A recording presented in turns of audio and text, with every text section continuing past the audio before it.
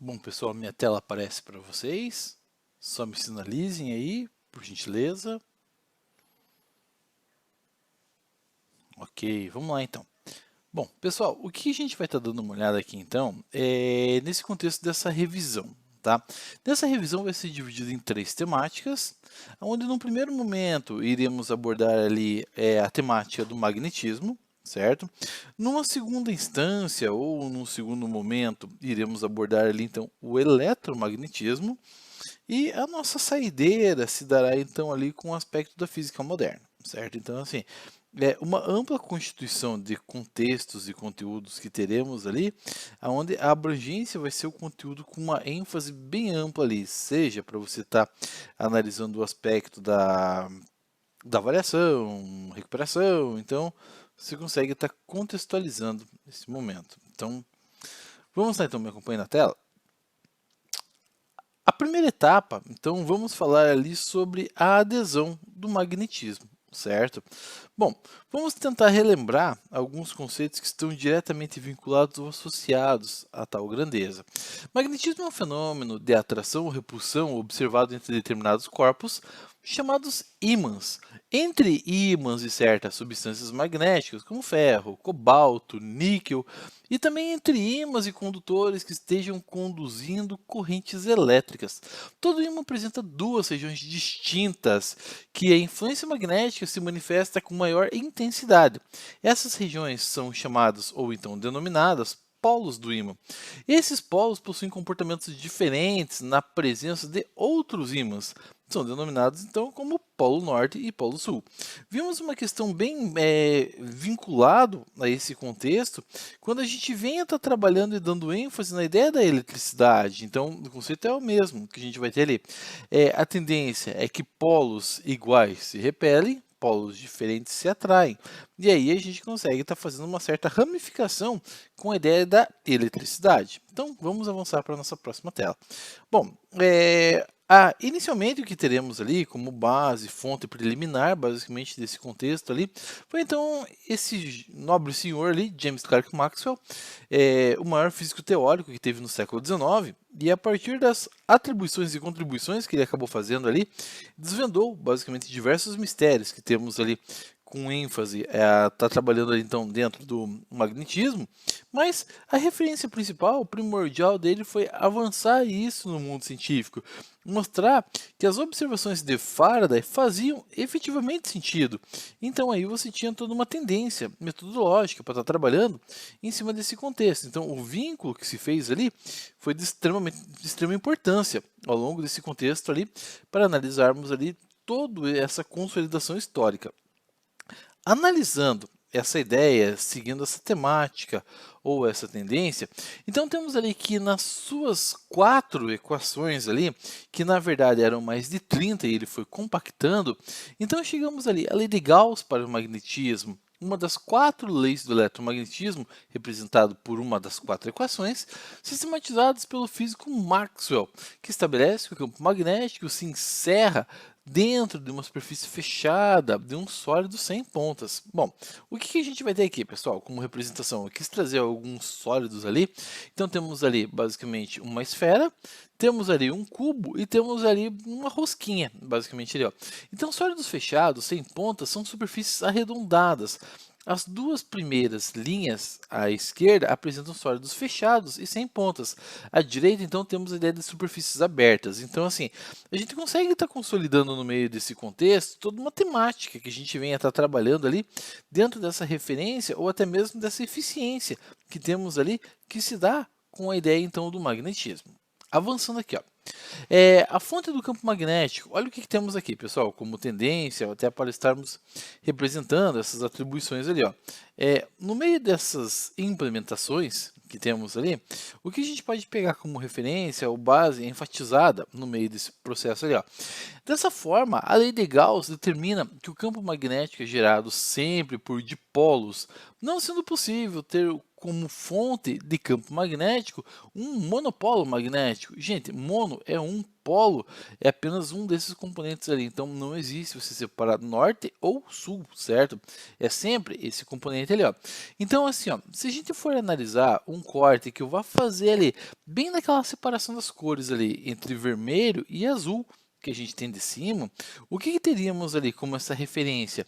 Então, independentemente da quantidade de pedaços que acabarem se mantendo até o término das quebras, cada um desses componentes será um ímã independente. Então, olha o que temos na imagem, uma barra horizontal gigante que temos ali. Então, a partir desse momento que a gente faz, a gente corta ela no meio, depois a gente torna a cortar novamente, cada pedaço desse torna-se um ímã independente. E sempre vai ser assim?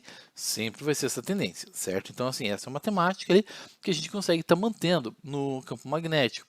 E aí vem um detalhe, se assim, por intermédio de pancadas, por exemplo, eu não consigo quebrar o campo magnético ou simplesmente destruir o ímã, existe forma da gente destruir o ímã? Então, vamos dar uma olhada, daqui a pouco eu volto com isso aqui. Respondam no chat aí, beleza? Bom, olha o que temos ali, pessoal. O campo magnético, então, é toda a região do espaço em torno de um condutor percorrido por corrente ou em torno de um ímã. Nesse caso, devido a particulares movimentos que os elétrons executam no interior de seus átomos. A fim de caracterizar a ação do campo, associa-se a cada ponto do mesmo um vetor, denominado vetor indução magnética, que é indicado por B. Uma agulha magnética colocada num ponto do campo orienta-se na direção do vetor B daquele ponto. A unidade de intensidade do vetor B denomina-se Tesla, no sistema internacional. Bom, o que temos ali como exemplo? Uma breve descrição ali na parte superior ali de como funciona a ideia do movimento magnético do ímã. Ele sempre sai pelo norte e adentra no ímã pelo sul. A representação dessas linhas de campo magnético a gente pode ver na imagem secundária, que acaba aparecendo ali, ó. Então você vai ter o polo norte e o polo sul, onde você jogou ali ferro em pó, para estar trabalhando ali, então aí você já consegue ter essa discriminação. Então assim, a ideia de você estar utilizando metal condutor, então faz com que você consiga ter essa percepção. Um detalhe é, pessoal, se fôssemos ali para o norte do estado e pegássemos aquela terra vermelha e jogássemos ali, ela ia ter um comportamento similar. Ué, mas isso quer dizer que a terra vermelha tem ferro? Sim, é essa a tendência. O que deixa avermelhado o solo do norte do nosso estado é o teor de ferro. Da mesma forma que a sua alimentação, por exemplo, faz com que você deixe teu sangue vermelho. Isso é ferro que você tem no teu sangue. Ah, mas isso quer dizer que o ferro que eu tenho no meu sangue é o ferro que eu tenho ali na coluna da minha casa, por exemplo? É o mesmo ferro que a gente vai estar trabalhando ali, a mesma composição. Só que lá você está trabalhando com ele de forma com que você tenha assim um espaçamento extremamente amplo. Aqui não, aqui a gente vai estar fazendo uma descrição a nível atômico, tá? Mas tem essa diferença, mas o conceito é o mesmo. E no terceiro exemplo ali, então você tem um ímã nas proximidades ali da limalha de ferro e ele consegue estar mantendo uma ideia do fluxo magnético. Então ele faz ali como se fosse uma flor magnética, ok? Avançando aqui, ó. Campo magnético uniforme é aquele no qual em todos os pontos do vetor B tem a mesma direção, o mesmo sentido e a mesma intensidade. As linhas de indução de um campo magnético uniforme são retas paralelas, igualmente espaçadas e igualmente orientadas. Olha o que temos ali, pessoal. Dois elementos magnéticos ali, então temos o ímã em forma de U, que é convencional para a gente estar trabalhando, e temos também o ímã na forma de barra, que também é uma coisa extremamente convencional de vermos ali e talvez até mais fácil de encontrar do que o de cima. Então você consegue ter uma orientação magnética para que você consiga ter esse fluxo de uma maneira adequada. Vamos ali para a próxima tela.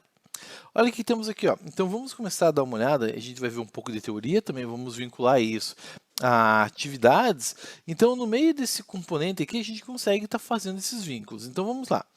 Ao quebrarmos um ímã ao meio, devemos esperar que, letra A, os seus pedaços fiquem desmagnetizados. Letra B, um dos seus pedaços seja o polo norte e outro polo sul. Letra C, cada um dos seus pedaços torne-se um ímã menor. Letra D, a lei de Lenz afirma que a corrente elétrica induzida em um circuito ou condutor é tal que o seu campo magnético sempre favorece as variações de campo magnético externo, certo? Bom, Dêem uma olhada aí, gente, o que vocês acham como referência? Aproveitando essa temática ali, pessoal, que a gente tem ali, eu vou lançar para vocês ali uma outra pergunta ali, que tem a ver com a ideia da magnetização. Eu posso magnetizar alguma ferramenta? Gente, eu posso sim. Essa ideia de magnetizar uma ferramenta, eu posso pegar, por exemplo, ali a ideia de uma chave de fenda e deixar ela encostada ali, por exemplo, no ímã. Deixando ela encostada no ímã ali, então você consegue ter uma tendência muito ampla de magnetização. Então, assim, a tua chave de fenda ela pode não ser magnetizada, mas pelo contato que você tenha com o ímã ali, até que no longo prazo, isso vem a favorecer. Então, temos isso ali como referência para estarmos trabalhando no meio dessa concepção. Então, assim, existe sim a viabilidade, você consegue magnetizar um objeto, beleza? Bom, voltando à nossa pergunta, entre as letras A, B, C e D, percebam ali, pessoal, que tem algumas ali coisas que a gente viu aqui só nesse comecinho da aula que não tem nada a ver com o que ele foi comentado ali, ó. Então, assim, ó, a letra B é uma coisa que já dá para descartar. A letra D, a gente não está trabalhando com isso em um circuito, então a gente pode caracterizar. Um ímã, jamais se consegue desmagnetizar ele, mas então o que a gente tem como resposta ali? A letra C, certo? Bom, o que acontece? Para estarmos trabalhando no meio desse conceito também, pessoal. Existe forma de destruir um ímã? Eu até tinha perguntado recentemente ali. Então, existe. E a única maneira ou forma de você conseguir fazer isso, gente, é com temperatura elevada.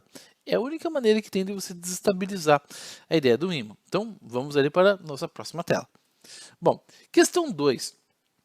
Sobre as propriedades do campo magnético, assinar a alternativa falsa. Galera, eu quero o que está errado, tá? Não esqueçam disso. As linhas de indução magnética emergem do polo norte magnético e adentram no polo sul magnético. Segunda, as linhas de indução magnética são sempre abertas. Terceira, a concepção de linhas de indução magnética está relacionada com a intensidade do campo magnético na região. E letra D, não é possível separar em nenhuma ocasião os polos norte e sul magnético. Se você tem dificuldade, gente, para verificar ali o que está errado, elimine o que você sabe que está certo, que é o caso aqui, ó.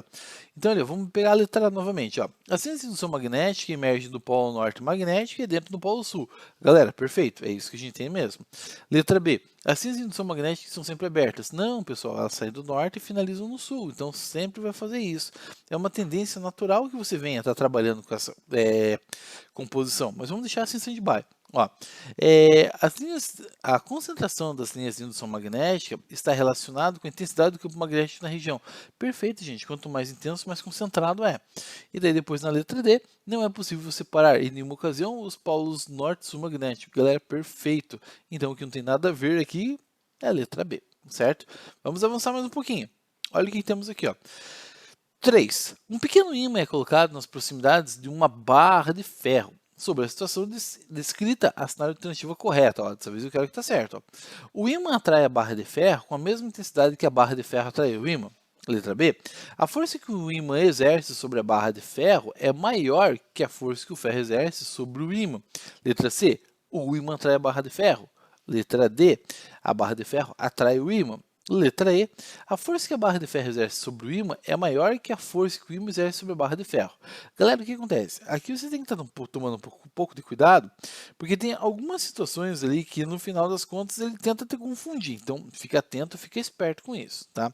A primeira das situações que a gente consegue perceber ali que acaba sendo decorrente do processo é o fato que ele está falando assim maior intensidade, menor intensidade. Gente, quando você vai estar envolvendo a ideia da atração, então, na ideia da atração, não tem um elemento mais forte ou um elemento mais fraco. Tem que ambos acabam trabalhando ali com a mesma tendência. Essa é a mesma temática que você vai ter ali para que justamente consiga estar tendo essas atuações. Então, não faz sentido você estar trabalhando ali com um puxa mais forte, um puxa mais fraco. Ah, mas assim, o ferro não atrai o ímã. Quem disse isso? Então, o que acontece ali? Na proximidade, um quer se encontrar com o outro, então a atração acaba sendo mútua. E a gente consegue até perceber isso por uma coisa ali que é chamada terceira lei de Newton. Então, a gente consegue por lá até mesmo estar estabilizando a ideia e vinculando fenômenos. Então, a nossa opção correta aqui então é a letra A, beleza? Então, é isso que temos ali como referência para estarmos trabalhando ali. Vamos para a próxima. Olha o que ele fala ali, ó. Uma corrente elétrica origina um determinado campo magnético que tem uma determinada atuação. Qual é a intensidade desse campo magnético se a distância for de 12 centímetros e a corrente elétrica for de 3 amperes? Então, vamos dar uma olhada e tentar entender o que é essa equação. B representa o campo magnético, aquele μ0 representa o que a gente chama de permissibilidade magnética. Então, esse é um componente que a gente vai estar trabalhando ali de maneira gradual. I é a corrente elétrica e R é o raio de atuação. Esse raio de atuação tem um adeno em relação a ele ali, que a gente tem que estar trabalhando com ele obrigatoriamente em metro. Caso não esteja, é necessário fazer a conversão. Aqui, eu não vou nem perder tempo muito para fazer a conversão ali, mas basta dividir aquele valor em centímetro por 100, então a gente tem ali o valor já convertido em metro. Então, é o que eu vou fazer aqui para fazer a substituição. Temos ali a permissibilidade, que vale 4π vezes 10 menos 7. Então, temos ali aquele 2π também é da fórmula convencional. Temos ali a corrente que vale 3. Temos o raio de atuação que vale 0,12. Trabalhando com isso, o que vamos ter ali? Ó? Eu vou ter que fazer a divisão, a representação ali. Ó, e ao fazer essa divisão, ó, π em cima e π embaixo corta. 4 divididos por 2 vai dar 2, a notação científica a gente preserva bem quietinha.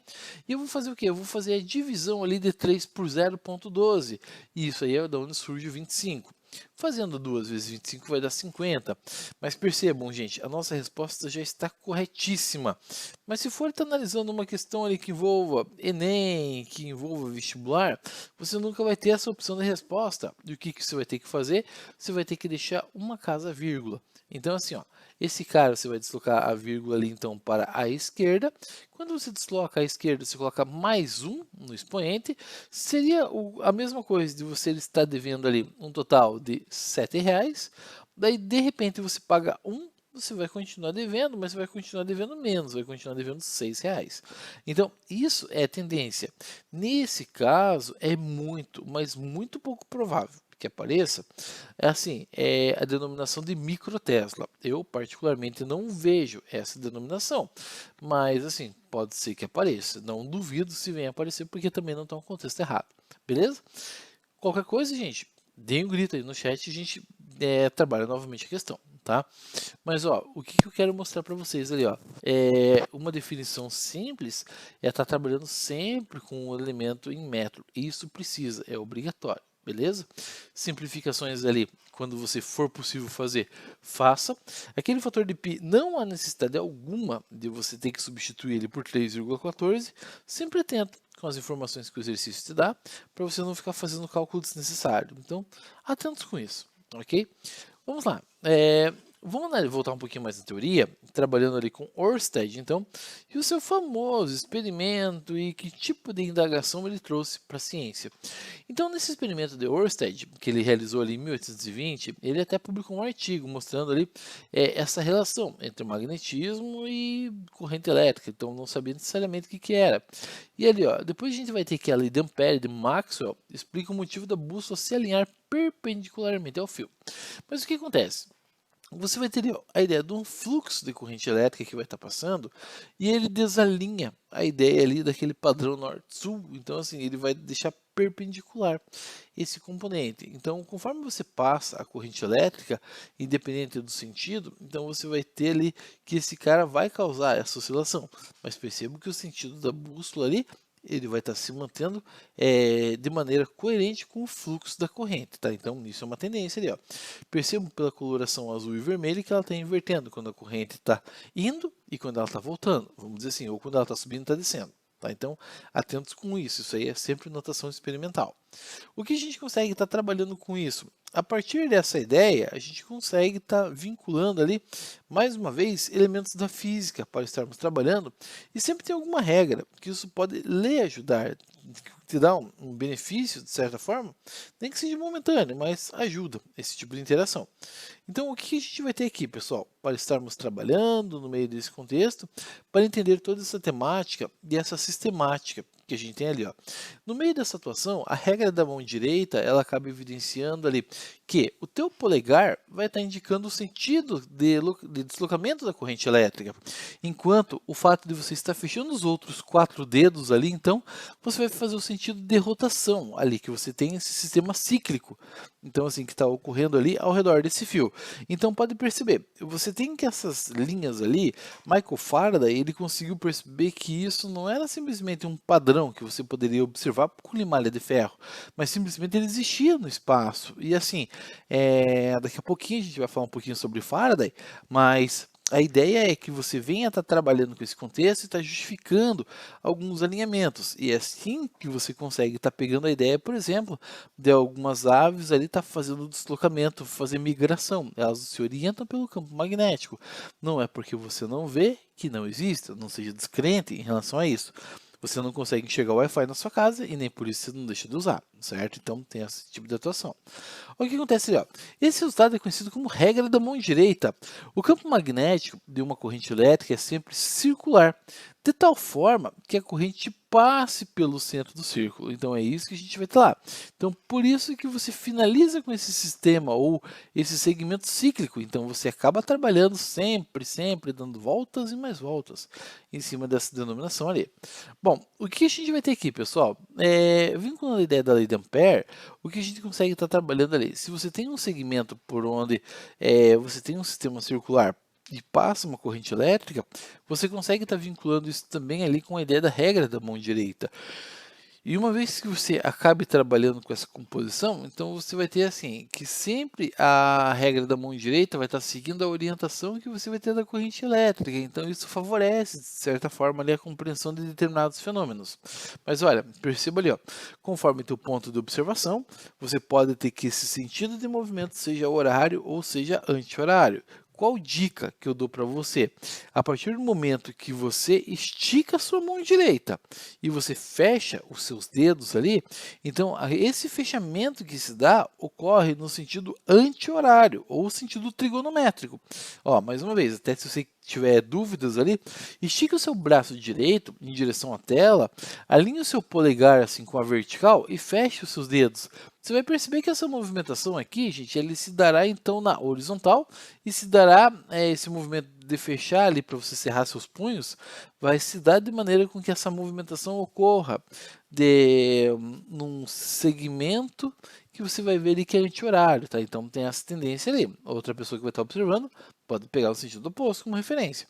No entanto, se a corrente for circular, o vetor campo pode ser do centro para o círculo. Portanto, a lei de Ampère é simétrica para o campo e corrente elétrica. O que quer dizer essa simetria? É igual. Então, ali, ó, o que é igual? O campo está relacionado diretamente com a corrente. Então, assim, se eu aumento a corrente, eu aumento o campo. Se eu reduzo o campo, eu reduzo a corrente. E a gente acabou de ver na equação aqui, ó. Ó, vamos voltar ali rapidinho, só para vocês verem, ó. A relação que a gente tem está definida aqui, pessoal, ó. Campo magnético está diretamente vinculado com a corrente elétrica, certo? Então, assim, se eu aumento a corrente, eu aumento o campo. Se eu reduzo a corrente, reduzo o campo. Se eu estabilizo a corrente, eu estabilizo o campo, certo? Então, é isso que a gente tem aqui que acaba trabalhando essa concepção lá. Bom, vamos avançar ali, ó. Então, se a gente vai analisar essa ideia ali do campo magnético no centro de uma espira, então o que a gente vai ter ali, ó, o vetor de indução magnético B no centro O da espira tem algumas características. Direção perpendicular ao plano da espira, sentido determinado pela regra da mão direita, e intensidade, a gente vai ter essa representação ali.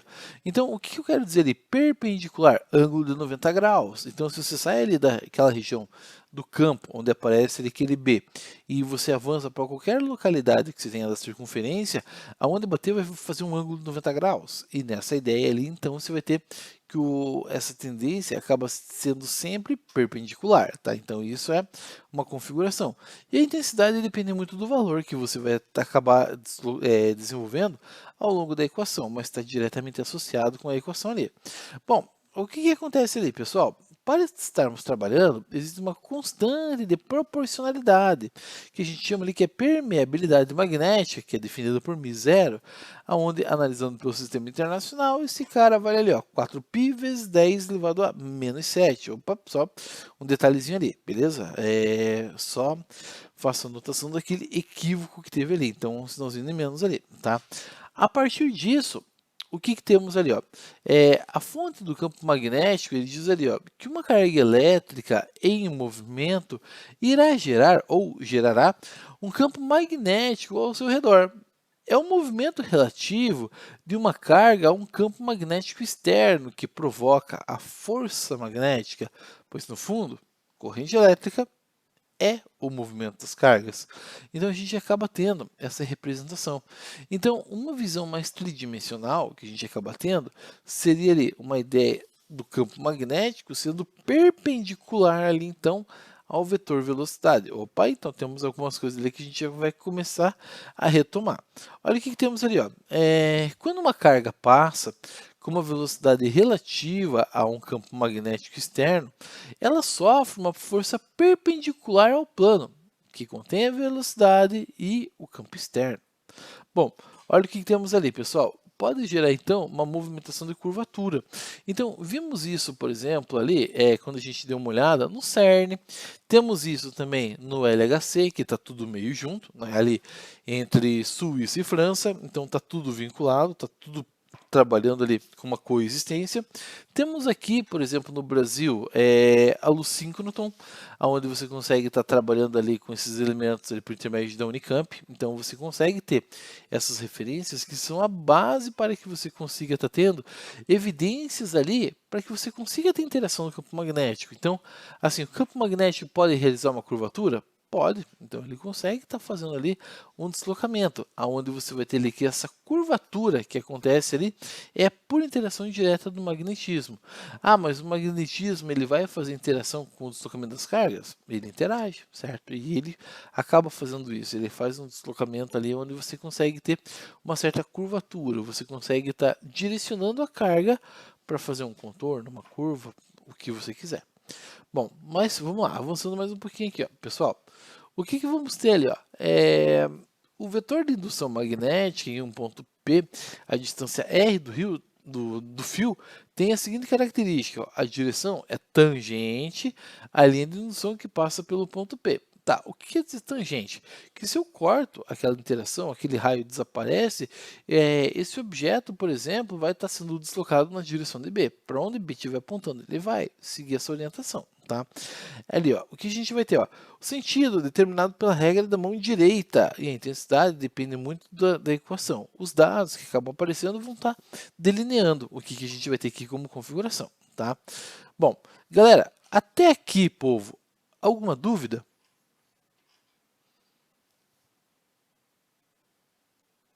Ó, estamos ali no slide de número 16, a gente tem um pouco mais de 50 slides para estarmos dando uma olhada ali, tá? Então tem bastante coisinha aí, se tiver dúvida, vão aparecendo, que aqui ou eu dou a resposta para vocês aqui ou eu faço o vínculo aqui pelo chat mesmo para estar respondendo para vocês, tá? A única coisa que eu vou pedir para vocês, pessoal, a dúvida que eventualmente você tenha, então acabe trazendo ela ou retratando ela aqui de uma maneira que sirva para todos, assim, não mande no individual, mande no coletivo, porque às vezes a sua dúvida pode ser a dúvida do seu colega, do seu amigo, seu primo que está estudando junto ali, então a gente já esclarece de uma maneira mais generalizada, beleza? Então, vamos avançar aqui mais um pouquinho. Olha o que temos ali, pessoal. É o campo magnético no interior de um solenoide. Fala ali, ó. No interior do solenoide, o vetor de indução magnética B tem as seguintes características: direção no sentido geométrico do solenoide, sentido determinado pela regra da mão direita, e ali a gente vai ter que a intensidade se dá dessa maneira: permissibilidade vezes N dividido por L vezes a corrente elétrica. Galera, o que está acontecendo aqui? O que quer dizer essa equação?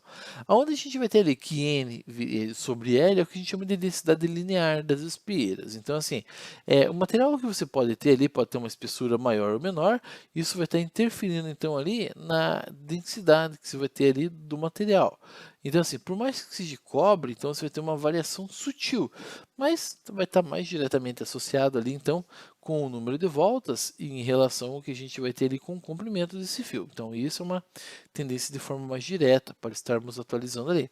Então, no meio desses componentes, pessoal, ou desses contextos, então vamos ter assim, essa movimentação se dá por carga. Então, há a necessidade de ter carga para que você consiga estar trabalhando com isso. Inicialmente, pessoal, essa movimentação se dava por um ímã ali no interior, forçando ou favorecendo a ideia do deslocamento de cargas. Um detalhe para isso: se eu fechasse espaçamentos ali que fossem quadrados, ao invés daquela maneira circular de estar contornando, basicamente aquela barra metálica, ali você consegue estar mantendo uma distância em comum do centro até as extremidades internas. Agora, se fosse um quadrado, ia ser diferente. Você ia ter um fator próximo no meio da aresta, você ia ter um fator mais distante no vértice, então a corrente elétrica não ia se comportar de maneira tão adequada assim. Na teoria, a gente vai ter ali que a corrente é nula, é zero, não passa. Na prática, ela acaba passando um pouquinho, sutil, muito sutil, mas ela vai, bem pouquinho. Tá? Então, só para você ter uma tendência do que a teoria prediz e o que a prática orienta. Tá? Vamos lá. Olha o que a gente vai ter, pessoal. Então, nesse segmento, se você olha a ponta desse componente, você consegue estar analisando ali o aspecto magnético, seja do fio entrando, seja do fio do campo entrando ou do campo saindo. Depende do ponto de observação que você vai ter ali. Mas daqui a pouco a gente chega nessa descrição da bolinha do xizinho, tá? Vamos avançar mais um pouquinho. Ó, de fato, podemos associar a Terra a um grande ímã, com o polo sul magnético aproximadamente no polo norte geográfico. Galera, aproximadamente não é no mesmo local, é próximo, está na mesma orientação, na mesma região. Está perto, mas não é o mesmo lugar, tá? Atentos com isso. Ó, e o ponto norte magnético aproximadamente do sul geográfico. Galera, o que a gente vai ter aqui? Ó? Nessa representação, então temos ali ó, a ideia do eixo de rotação da Terra e temos ali o eixo magnético. Temos o polo norte geográfico, temos o polo sul magnético e na parte de baixo inverte o processo que a gente vai ter ali. Pessoal, como que se dá então a influência do campo magnético no nosso planeta? A dependência disso está diretamente associada com o núcleo do planeta, em específico o núcleo externo. O núcleo externo ele fica dando voltas de maneira rápida ao redor do núcleo interno, de maneira que você consiga se aproximar e seja absorvido. Estima-se que tenha cerca de 600 metros cúbicos de material ali que esteja passando do núcleo líquido para o núcleo sólido por segundo. Então, assim, é uma taxa relativamente grande que tem ali, mas o nosso planeta é bem maior do que isso, então a gente meio que não sente falta aqui, tá? Mas o que acontece, pessoal? A partir dessa movimentação, dessas cargas que tem ali, então você gera uma corrente elétrica gigantesca. Essa corrente elétrica gigantesca consegue estar criando essa orientação desse campo magnético. E um detalhe, pessoal, se você está com uma bússola, não é que a bússola ela aponta para o norte. Na verdade, a bússola ela acompanha a linha magnética que se estende do polo sul ao polo norte. Então, assim, ó, isso do geográfico, né? Do magnético, ele avança do polo norte magnético até o sul geográfico, mas como essa linha tem uma intensidade muito ampla, a gente consegue estar se orientando por ela. Hoje em dia até parece balela você estar se orientando, por exemplo, ali com uma bússola, mas assim, porque temos o sistema do GPS, mas assim, não é todo mundo, toda localidade que tem acesso ao GPS. Então, assim, o exército brasileiro, eles fazem treinamentos na Amazônia, aonde você não depende, por exemplo, de nenhum tipo de eletroeletrônico. O que você tem como referência é uma faca e uma bússola, e é basicamente o que você tem que fazer para você achar a equipe que acabou levantando acampamento, por exemplo, e acabou se afastando, até para que você faça o seu treinamento militar de maneira adequada. Alguns componentes como o SEALs também dos Estados Unidos têm a mesma tendência, a mesma temática, certo? Para estar trabalhando com isso. Bom, o que eu quero chegar aqui, pessoal, o nosso campo magnético é o nosso real campo de defesa do nosso planeta. Por quê? Porque você vai estar orientando ali esse componente de forma que você consiga estar atualizando a estrutura e criando um cinturão chamado cinturão de Van Allen, onde você consegue estar aprisionando partículas magnéticas. Qual que é a vantagem disso? Você evita a taxa de radiação em excesso no nosso planeta ali, o que causaria mutações assim extremamente amplas e significativas, tá? Então, tem esse contexto que é interessante vocês estarem sabendo. E uma descrição, claro, à base da pintura, imagem que foi feita ali de um modelo computacional, você tem essa ideia. Você acaba comprimindo basicamente esse campo magnético e você passa com essas partículas de raspão no polo norte e no polo sul, originando o que conhecemos como aurora. Ao norte, a aurora boreal, ao sul, a aurora austral. Então, assim, então a influência das auroras vindo do sol vem porque o Sol acaba soprando para a gente uma coisa que é chamada vento solar, e isso acaba chegando ali e impactando de maneira muito ampla. Então você tem toda uma tendência gigantesca ali. Pessoal, nessa imagem, isso aqui está fora de escala, completamente fora de escala. A Terra não é tão grande assim perto do Sol, ou o Sol não é tão pequeno assim. Para você pegar isso como referência, o que seria o padrão de escala, pega esse ponto, isso aqui seria a Terra. Olha para a parede que está na sua frente, ali por detrás do seu computador. Esse é seu Sol, certo? Então, assim, a proporção é mais ou menos nisso. Nesse tamanho, só para você ter a tendência que a gente vai ter lá, tá? Por imagens, quando a gente acaba trabalhando com essa proporção, geralmente foge total, mas isso para que vocês tenham ali uma noção de como funciona. Bom, vamos pegar ali, ó, e mais alguns exercícios ali, ó. Sobre o campo magnético terrestre, assinar a alternativa falsa. Mais uma vez eu quero errado, ó. Polo norte magnético encontra-se no polo sul geográfico da Terra. Ó, falei alguma coisa a respeito disso, ó. Polo sul magnético encontra-se no polo norte geográfico da Terra. Campo magnético terrestre é mais fraco nas regiões dos polos. Campo magnético terrestre é mais intenso na região dos polos. Letra E. O campo magnético terrestre surge por causa da diferença de velocidade de rotação do núcleo da crosta terrestre. Tá, o que a gente vai ter ali, pessoal? As duas primeiras a gente já consegue descartar. Ficamos com as três últimas.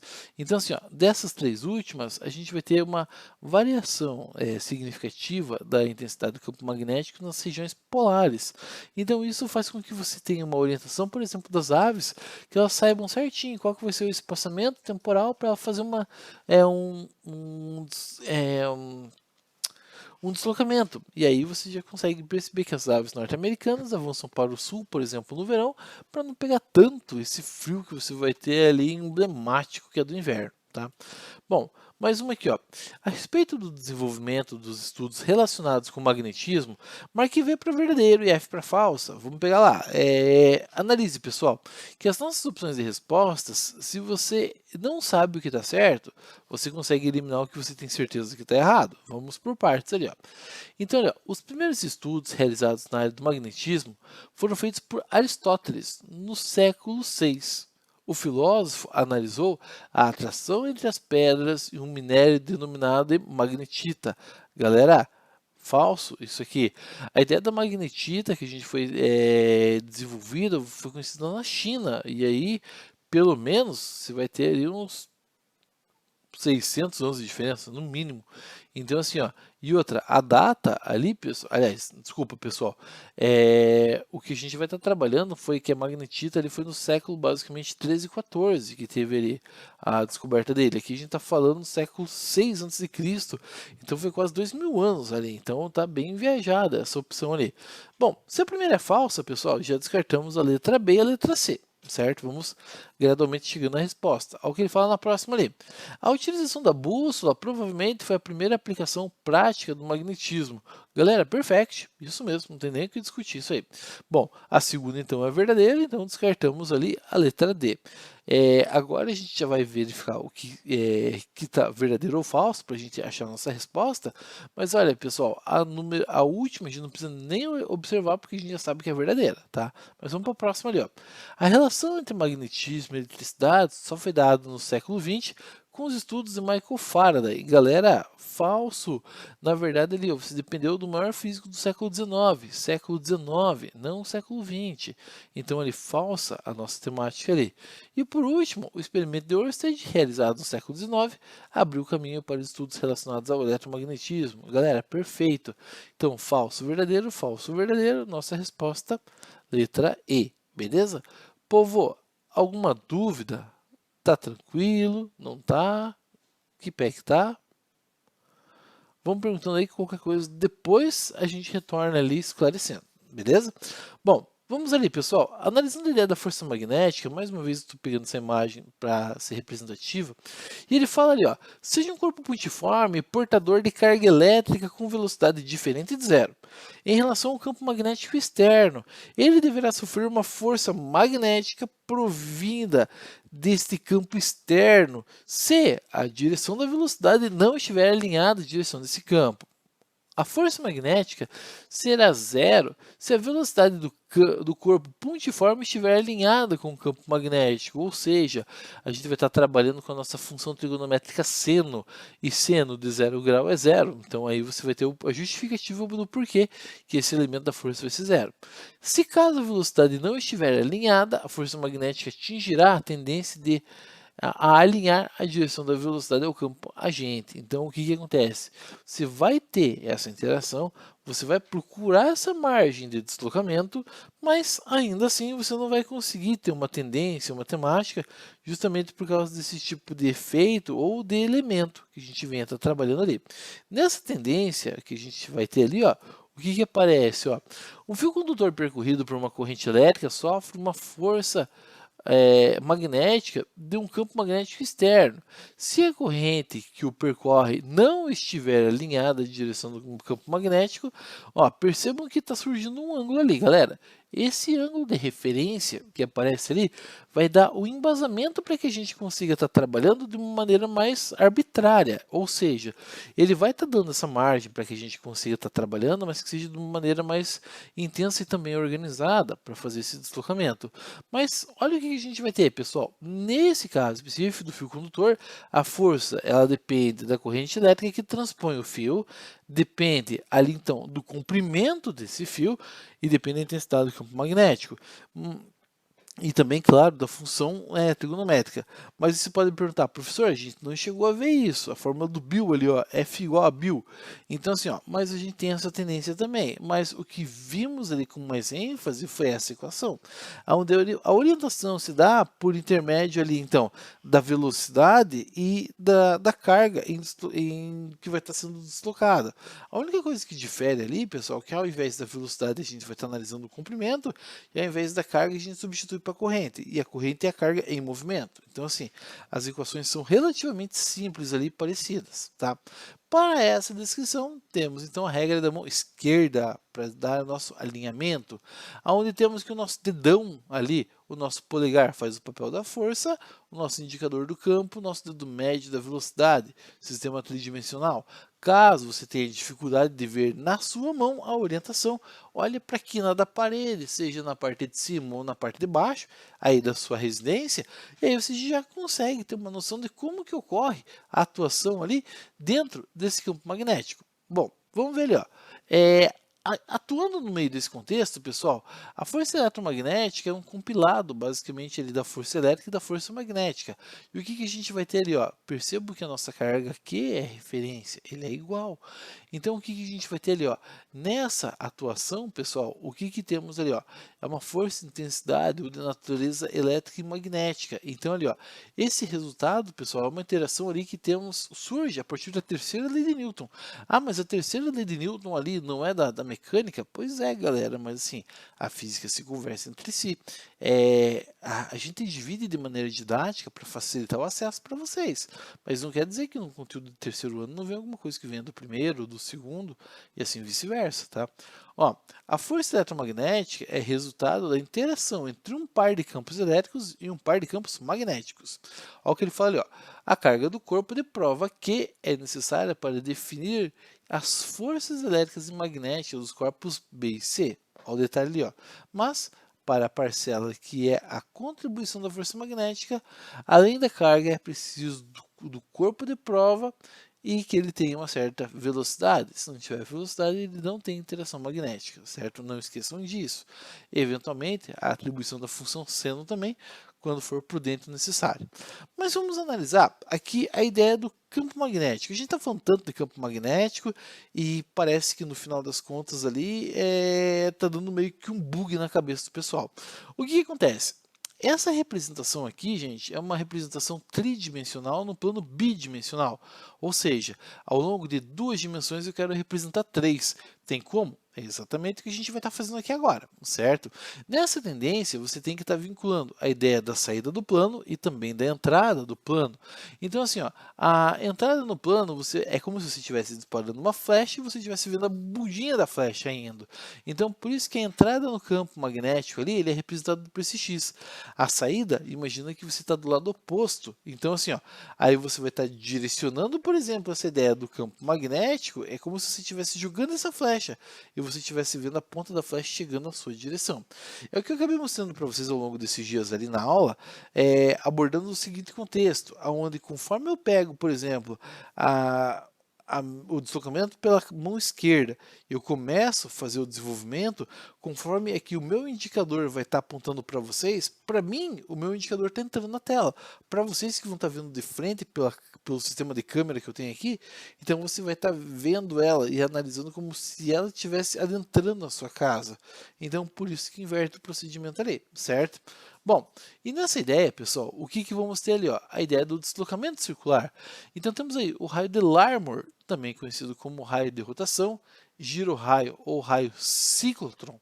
Galera, esses nomes ali, guardem com bastante cuidado, porque assim, para quem for fazer o Enem, pode ser que volte e meia apareçam uns nomes esquisitos, uns nomes estranhos ali no meio do caminho, e ele vai dar toda uma referência um tanto quanto esquisita para vocês ali, ó.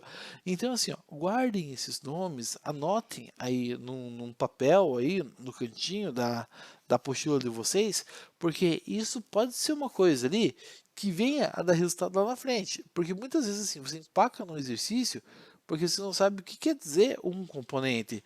E aqui agora a gente já consegue ter uma certa orientação, tá? Mas aqui, ó, o que a gente vai ter é o raio da movimentação circular de uma partícula que está carregada na presença de um campo magnético. Olha o que teremos ali, pessoal. A ideia da direita. Temos uma barra para cima, acompanha a regra da mão direita. Ó, conforme você vai fechando os seus dedos ali, ó, você vai ter uma ideia que se você for olhar para sua mão, de repente você vai ver os dedos vindo na sua direção. É o campo magnético que está saindo do plano. Conforme você está fechando, ele está entrando no plano. É o que a gente vai ter aqui como referência, tá? Quando você começa a estar dando uma olhada aqui na trajetória da partícula, e gente, aqui é importante que vocês façam esse teste ali para estar observando que tipo de fenômeno que a gente vai ter. Percebam que eu estou trabalhando com uma carga positiva. Então, qual que é a dica e orientação que eu dou para vocês? Use a sua mão esquerda e com o seu dedo indicador, posicione ou na sua tela do seu monitor ali, ou pelo menos aponte para aquela direção que você vai ter ali, ó, da ideia da carga elétrica, certo? Fazendo isso, gente, alinhe o seu polegar com a interação da força, tá? Levante seu dedo médio para você ver o deslocamento da carga. Se você seguir essas orientações, o fato da posição da sua mão esquerda, ela vai estar diretamente associada àquela imagem que está aparecendo ali, certo? Então aí você vai ter a movimentação dessas partículas que ocorre de forma anti-horária.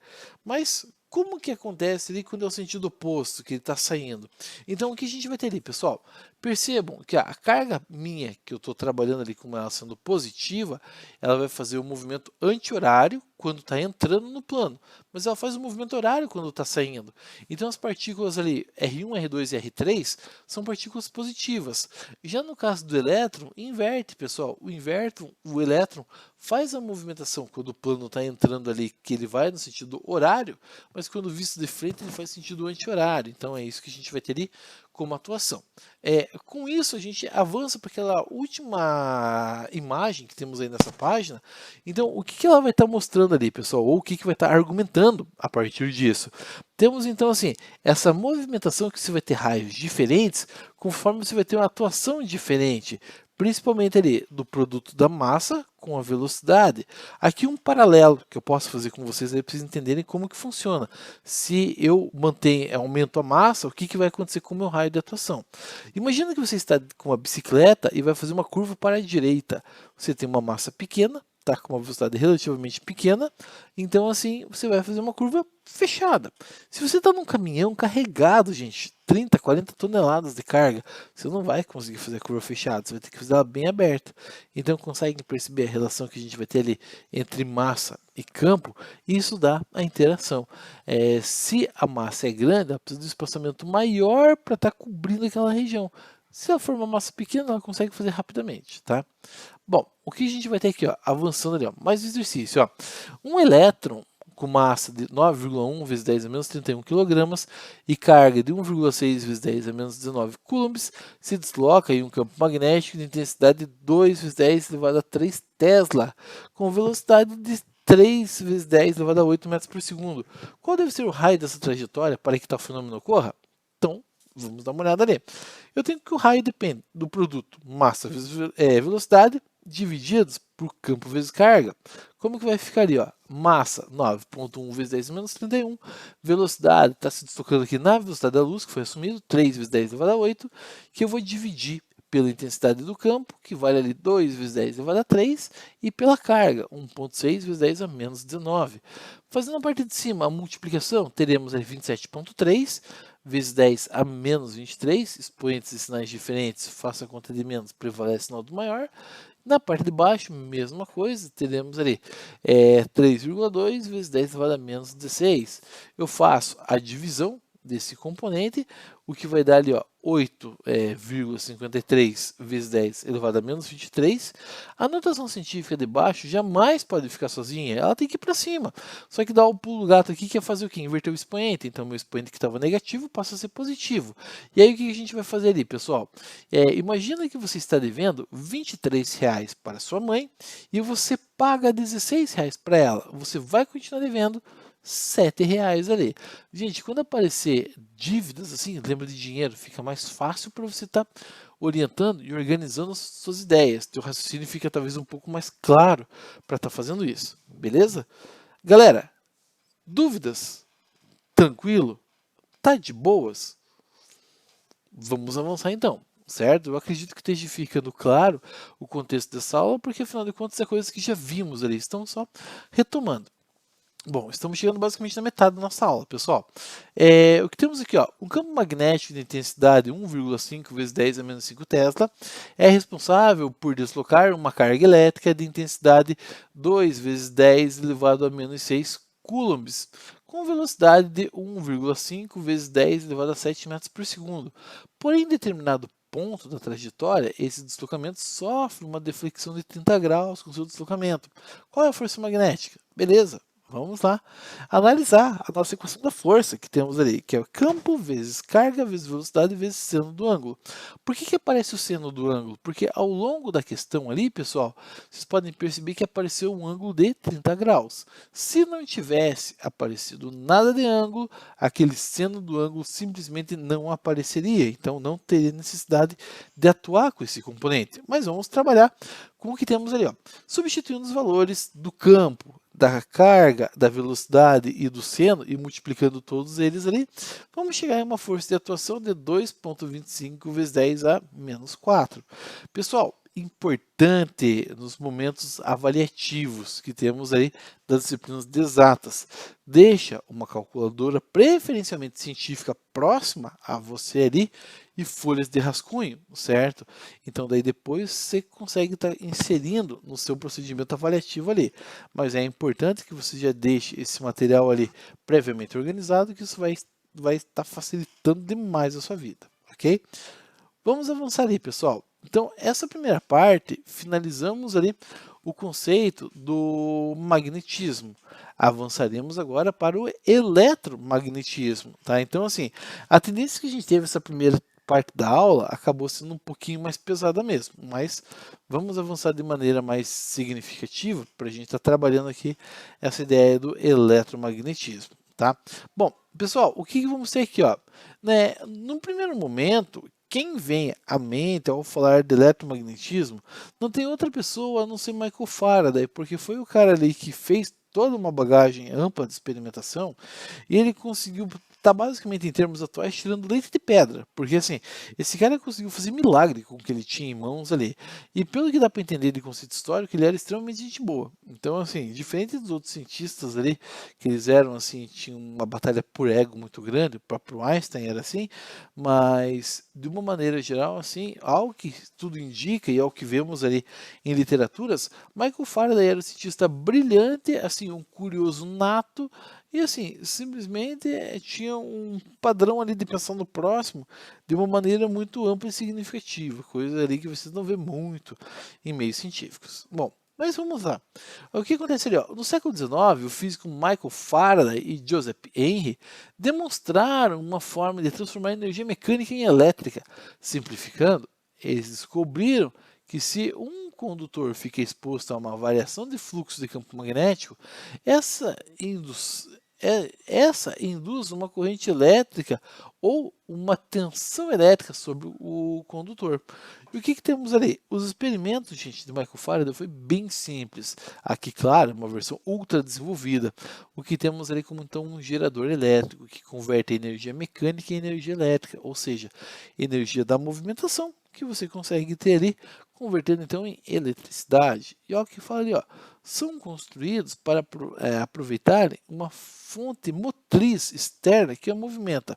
Tá, o que a gente vai ter ali, pessoal, para entender como que é o processo? Quando você acaba trabalhando ali com uma ideia de um gerador, então assim, é claro que você pode ficar ali mexendo numa válvula, dando voltas, voltas e voltas para produzir eletricidade. Mas, gente, é uma coisa desgastante. Você vai cansar, eu cansaria, qualquer pessoa iria cansar. A partir do momento que você coloca um elemento natural para fazer isso, isso flui de maneira convencional. Como é o caso que você tem ali de utilizar o vento, utilizar a água para fazer esse tipo de movimentação, então a coisa flui, então fica mais fácil. Então o que a gente vai ter ali, pessoal? Para estarmos trabalhando com isso, vamos ter ali como referência a ideia da lei de Faraday, também conhecida como lei de Lenz, temos ali, ó, onde a gente consegue estar trabalhando com a indução eletromagnética. Então o que nos diz ali, ó, é que a tensão induzida, pessoal, ela depende da variação que a gente vai ter do fluxo magnético por unidade de tempo. Percebam que aparece o sinal de menos ali. Esse sinal de menos aparece porque é um elemento não natural. Você não acha um gerador, sei lá, numa árvore, então não faz sentido para você estar trabalhando com isso. Não é um elemento natural que você observe ele, sei lá, tipo que nasce do nada. Então assim, você tem que construir. Então assim, a ideia que você tem ali, pessoal, é elemento artificial. Por isso aquele sinal de menos ali, tá? Então, quando a gente consegue estar trabalhando, o que a gente vai perceber da nossa equação? Ó, voltando ali, ó. Então, temos ali a tensão, depende menos o fluxo magnético dividido por tempo. Aquele M representa magnético, não massa. Atentos com isso, tá? Vamos avançar ali, ó. Então, o fluxo magnético é definido como produto do módulo do campo magnético que atravessa perpendicularmente uma área definida por esta. Então, olha o que temos ali, ó, um cubo que ele está sendo atravessado por elementos magnéticos e o que acontece, pessoal? Temos ali uma certa unidade de área, temos um campo que atua e tem o cosseno de um ângulo. Esse cosseno do ângulo ele vai surgir ali se você girar essa peça ou girar o campo magnético. Aí surge esse componente. Caso contrário, você trabalha com ele de maneira bem tranquila.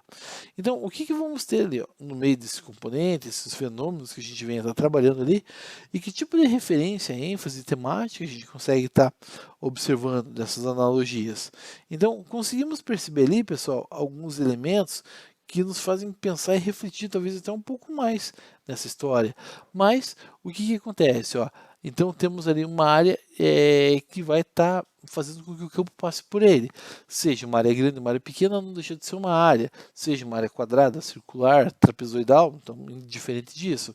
E a unidade de medida que temos ali para estarmos trabalhando é Weber, que vamos ter ali como referência. Tá? Bom, então assim, ó, se a gente for analisar a ideia ali do fluxo magnético, dando uma breve ampliada ali, ó. Então, vamos analisar ali, ó, o que a gente vai ter como configuração desse circuito, ó. Então, ali, dispõe-se de um fio condutor em forma de anel, que é uma espira. Desta forma, aumenta-se a área ocupada por ele. Um conjunto de anéis interligados ou um enrolamento de fio em forma cilíndrica e uma configuração chamada de bobina ou solenoide. À esquerda temos uma bobina, à direita um solenoide, mas o conceito é o mesmo que a gente vai ter ali. Um centro em comum e giros ao redor ali, para que você consiga estar evidenciando a ideia de ter a atuação do campo. Tá? Então vamos avançar aqui, ó, para termos aqui como referência, que ele diz ali, ó, uma solenoide é formada pela junção de várias espiras ou enrolamentos de um fio. Cada volta delimita uma área Para uma bobina com N rolamentos, o fluxo será definido, então, em função do número que a gente vai ter de oscilações ali, ó. Então, perceba, você vai ter ali uma certa unidade de área. Ah, mas não é uma área ali que é visível. Beleza, mas tem uma área, um produto interno que você tem ali, ó. Então, aí você já consegue estar fazendo esses vínculos. E o que que acontece, ó? Temos que, né, nesse caso, a única diferença do fluxo magnético que vimos anteriormente é que aqui eu tenho que colocar o número de espiras, tá? Então, isso acaba sendo a referência. Se eu tenho 10 espiras, meu N vale 10. Se eu tenho 50 espiras, meu N vale 50. E assim vai sucessivamente, tá? Bom, avançando aqui, pessoal, o que a gente vai ter ali da ideia do gerador, ó. Então, assim, ó, quando a gente pega para fazer análise de girar um rotor, então utilizamos ali uma fonte motriz para mover os ímãs e seus campos magnéticos, causando variação no fluxo magnético das bobinas. Então percebam, pessoal, tem horas que ele está perto do ímã, está longe, está perto, está longe, está perto, está longe. Isso vai produzir uma corrente elétrica que vai estar forte, fraca, forte, fraca, forte, fraca, e ela vai desse jeito, que é o que a gente representa a corrente elétrica, que nem está aparecendo ali naquela sinuosidade na parte de baixo.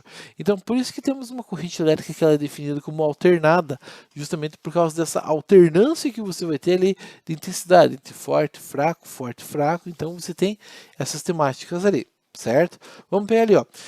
Os tempos de variação do fluxo são iguais. O núcleo de ferro conduz o fluxo magnético e o fluxo magnético por espira são iguais.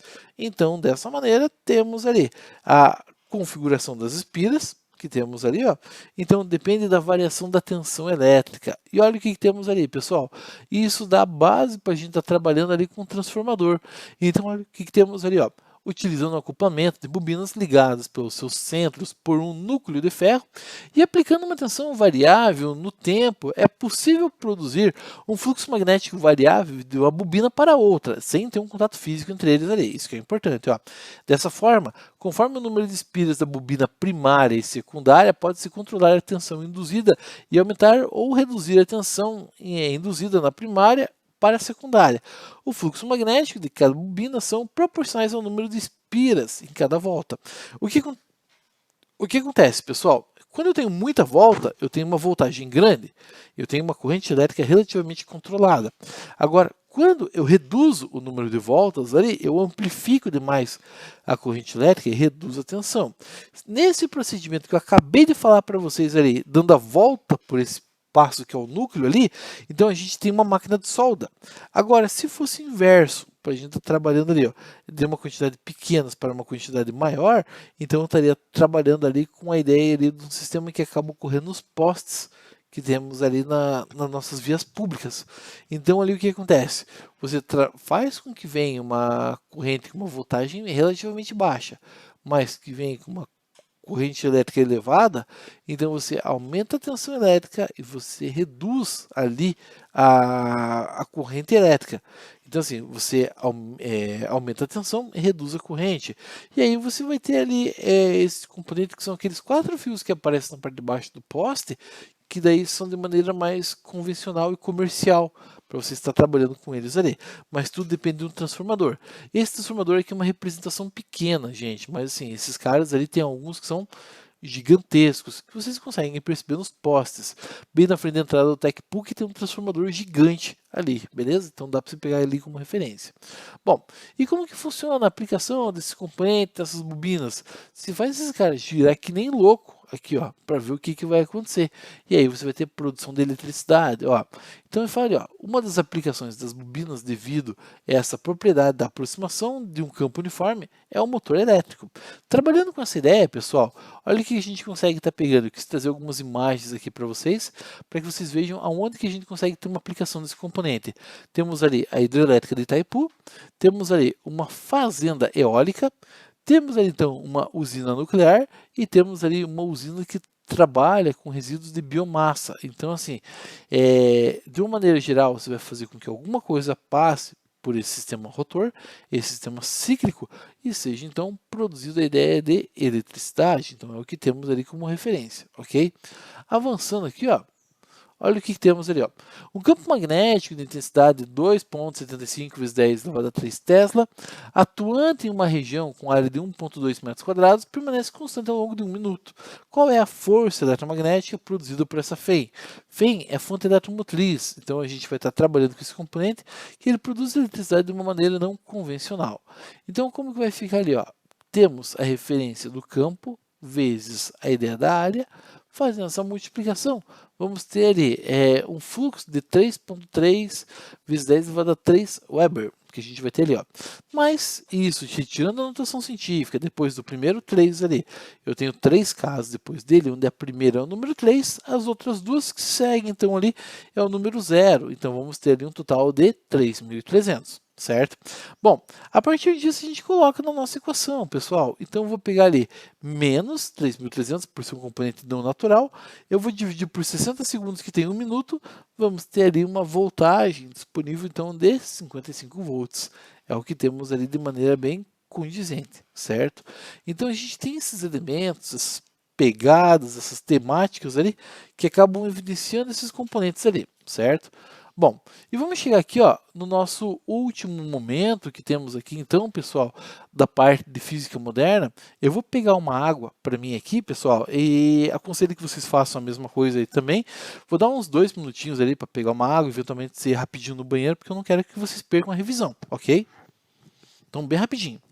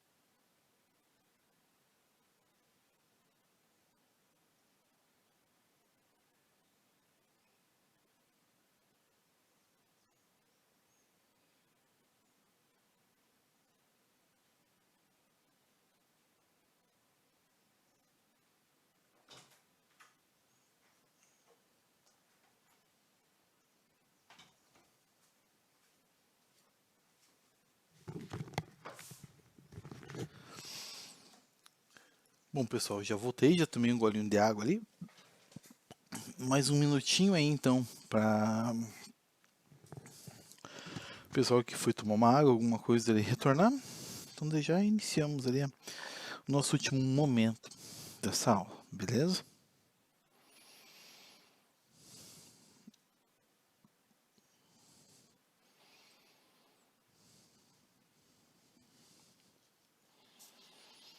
Gente, nessa etapa aqui, eu acredito que seja até mais rápido para estarmos fazendo esses elementos aqui, né? Então, eu acredito que fique até um pouco mais tranquilo, porque é algo que está mais recente para nós ali. Então, acredito eu que seja um pouquinho mais sossegado, né? Bom, eventualmente o pessoal que foi no banheiro já está se chegando aí, né? Foi tomar uma água, pegar um café, então, ou pegar um chá. Então, já deve estar chegando para a gente avançar na nossa terceira e última etapa que temos aqui então da nossa revisão, ok? Bom, pessoal, física moderna que temos aqui, ó, então é a denominação dada a um conjunto de teorias surgidas no início do século XX, principiando com a mecânica quântica e a teoria da relatividade e as alterações no entendimento científico daí decorrentes, bem como todas as teorias posteriores. Bom, aqui tem algumas célebres imagens, pessoal, de algumas pessoas ali que acabaram tendo uma influência direta e gigantesca nesse componente, mas não temos como esquecer de Max Planck, que é a primeira pessoa que está no alto à esquerda ali. Ele foi basicamente o precursor de toda essa composição ali. Quando o Lord Kelvin falou lá em 1900, em meados do ano, que a ciência tinha travado, não existia mais forma de evoluir, só tinha que verificar duas situações que estavam sendo decorrentes, que era da ideia do éter, que a gente tinha ali que a Terra estava em meio a essa situação do éter, orbitando ao redor do Sol, que era um elefante branco, basicamente ali. Então procurava algumas justificativas e não tinha essa referência do éter, não conseguiu constatar o éter, claro, ele não estava lá, então não tinha como ser constatado, mas ele conseguiu estar trabalhando com algumas ênfases ali, com algumas temáticas, como quanta, por exemplo, ali, que é a quantidade, por exemplo, de partículas que você tem de emissão. Temos ali Albert Einstein, que também trouxe contribuição extremamente ampla com seus 4 trabalhos, dando uma base ampla para que a gente conseguisse avançar nessa parte da física moderna e ter elementos base ali até da ideia da mecânica estatística. Temos ali Marie Curie ao lado, onde ela consegue estar trazendo algumas informações ali na parte da radiação, com tamanha propriedade, sendo a maior cientista polonesa da história, certo? Essa mulher foi tão fera que ela conseguiu ganhar 2 prêmios Nobel, mas a gente acabou tratando desses componentes ali, dessas pessoas ao longo desses dias, então isso está meio claro na mente de vocês ali, ó. Temos de Broglie ali embaixo de é o quarto nessa história. Temos ali então Heisenberg, que veio com a teoria da incerteza. Temos ali Schrödinger ao lado ali, com aquela teoria do gato, que a gente já viu em aulas passadas, certo? Temos ali então Paul Dirac, que ele acabou trazendo mais algumas informações ali, que conseguiu estar compartilhando ali do prêmio Nobel ali com Schrödinger. Temos ali Max Born, que acabou trazendo algumas influências bem amplas ali para essa ideia estatística dessa parte da quântica. E temos ali Niels Bohr. Pessoal, aqui nessa tela você tem 10 prêmios Nobel espalhados ali, tá? Entre diversas ramificações da ciência. A única pessoa que levou 2 foi Marie Curie, certo? Então, assim, mentes brilhantes da história basicamente conseguiram conviver no mesmo espaço de tempo, e isso trouxe evoluções fantásticas e relativamente rápida na ciência. O que víamos até então, pessoal, ao longo da história, é que você não tinha uma proximidade tão ampla, que o sistema de informação talvez fosse mais precário de transitar as informações. Mas aqui, já na virada do século XIX para o século XX, começou a ser algo um pouco mais fácil, mais ágil, para você estar trabalhando com esses componentes. Então existia um contato entre eles, conversas. Então, assim, se mentes brilhantes conversam, mentes brilhantes ou tocam mentes brilhantes, pode ter certeza que desenvolvimento científico e tecnológico vai surgir a partir de uma conversa formal que vai acontecendo dessa maneira. E assim foi desenvolvendo a ciência, foi ocorrendo sistemáticas, evoluções, tanto que assim, a ciência ela conseguiu começar do zero nessa parte quântica, e em um século ela avançou muita coisa. Diferente, por exemplo, de alguns elementos que vimos lá no em tempos anteriores, a respeito da luz, por exemplo, que ela demorou mais 2.000 anos para você ter uma tendência evolutiva. Mas se tinha pessoas que estavam aqui, o espaço temporal não ajudou, e a localização menos ainda. Aqui eles estavam basicamente ali na mesma região europeia, então foi favorecendo muito essa situação. Então ali você tinha a ideia da Polônia, Áustria, Alemanha, então estavam tudo meio perto nessa região. Então assim, gente, isso favoreceu demais. Se você tem um espaçamento geográfico curto e você tem mentes que pensam e direcionam para a mesma situação, gente, é óbvio que isso vai trazer evolução. O impacto foi na ciência do século XX, que simplesmente explodiu. Dentre todos os séculos da história de avanço científico, o século XX foi o que mais conseguiu avançar em diversas áreas. Então, assim, uma que foi reduzindo o preconceito com a mulher. Marie Curie, ela pegou em cheio essa parte aí do preconceito e ela abriu a base de pontapé, força, trabalho ali, conseguindo seu espaço. E ela conseguiu uma referência que esses outros célebres cientistas que tem aqui não conseguiram, que foi ganhar mais que um prêmio Nobel. E você teve, claro, diversas mentes brilhantes que foram trabalhando com elementos que até então, pessoal, você nem imaginava que tinha, ou que tipo de situação que você poderia evoluir. Então, nessa ideia, pessoal, você tem um aspecto científico muito amplo. Então, tem uma diversidade de ideias aqui, claro, assim, não eram todos os cientistas que estavam em plena sintonia, mas você conseguia ter, assim, o vínculo de ideias ali que estavam direcionando para um limiar comum, e isso favoreceu demais para essa tendência científica ali. Então, sem mais delongas, vamos avançar para essa parte que eu acho que é uma das mais bonitas da física ali. Bom, primeiro conceito, relatividade, que a gente vai ter ali, ó. A teoria da relatividade restrita, ou teoria especial da relatividade, TRR, publicada pela primeira vez por Albert Einstein em 1905, descreve a física do movimento na ausência de campo gravitacional. Em física, a relatividade geral é a generalização da teoria da gravitação de Newton, publicada em 1915 por Albert Einstein. A nova teoria leva em consideração as ideias descobertas na relatividade restrita sobre o espaço e o tempo e propõe a generalização dos princípios da relatividade do movimento para sistemas que incluam campos gravitacionais. Esta generalização tem impactos profundos no nosso conhecimento do espaço-tempo, levando, entre outras conclusões, a de que a matéria, energia, curva o espaço e o tempo à sua volta, isso é, a gravitação é um efeito da geometria do espaço-tempo. Muito bem, daqui a pouquinho a gente já fala um pouquinho sobre a teoria da relatividade geral, mas vamos avançar na especial, que foi a primeira que aconteceu. Então, a gente vai ter postulados. O que são postulados? Normativas, regras, teorias ali que descrevem determinado fenômeno. Então, olha que a gente vai ter nosso primeiro postulado. As leis que governam as mudanças de estado em quaisquer sistemas físicos tomam a mesma forma em qualquer sistema de coordenadas inerciais. Tá, vamos ver o que Einstein acabou falando sobre isso.